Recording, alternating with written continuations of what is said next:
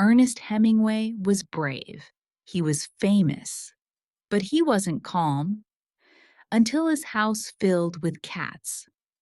Most people remember Hemingway as a symbol of strength, war, hunting, adventure, a man who never seemed afraid.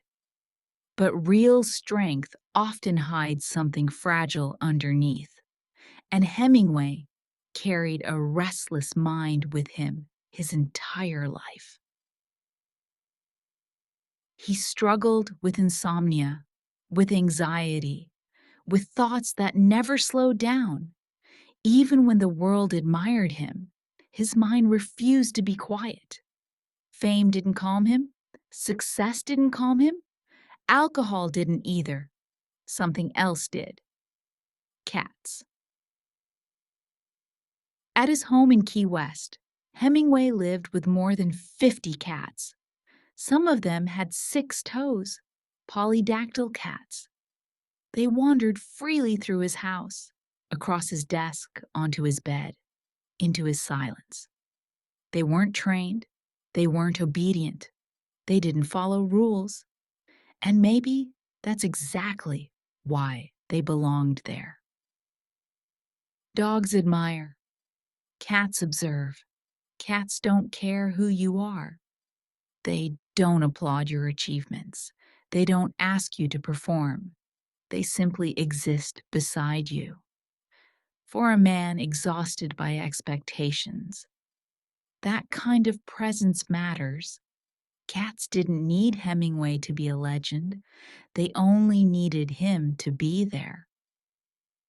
When Hemingway sat alone at night, the cats didn't try to fix him. They didn't distract him. They didn't judge him. They stayed. And sometimes, staying is more powerful than helping.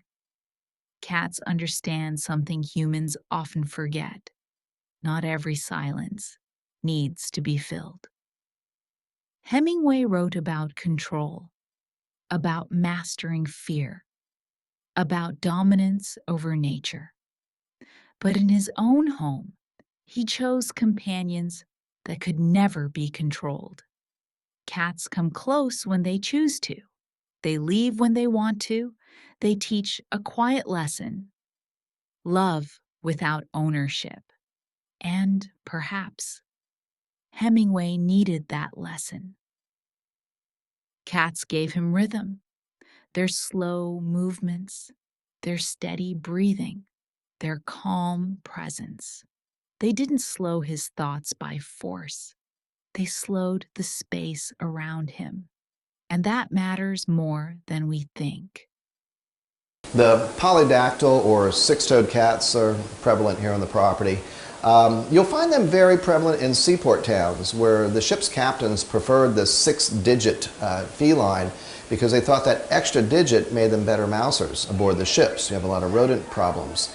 Well, Key West had its share of polydactyl cats too aboard the ships and such in the docks. And Hemingway's 2 sons, Patrick and Gregory, were running errands for a ship's captain one day. And in addition to their monetary reward, the ship's captain said, "I heard that your father likes the folklore legend about these gypsy cats," is what they were called. And he said, "I'm going to give you one to give to your father." And the ship's captain gave Patrick and Gregory a white 6-toed cat, which they named Snowball. And from there, one cat leads to another. We have 48 cats on the property today. Half of them have the physical trait, the actual 6 toes, but they all carry that recessive gene in the DNA that allows them to mother or father 6-toed cats, even though they don't have the physical trait themselves. The folklore legend Hemingway loved was the gypsy cats were thought to have mystical and magical powers and would give the captains calm seas, prevailing winds, and safe passages on their journeys. And Hemingway, being a storyteller as a very young man, very small boy, and later became a story writer, liked this story about folklore legend about the 6-toed cats, the gypsy cats.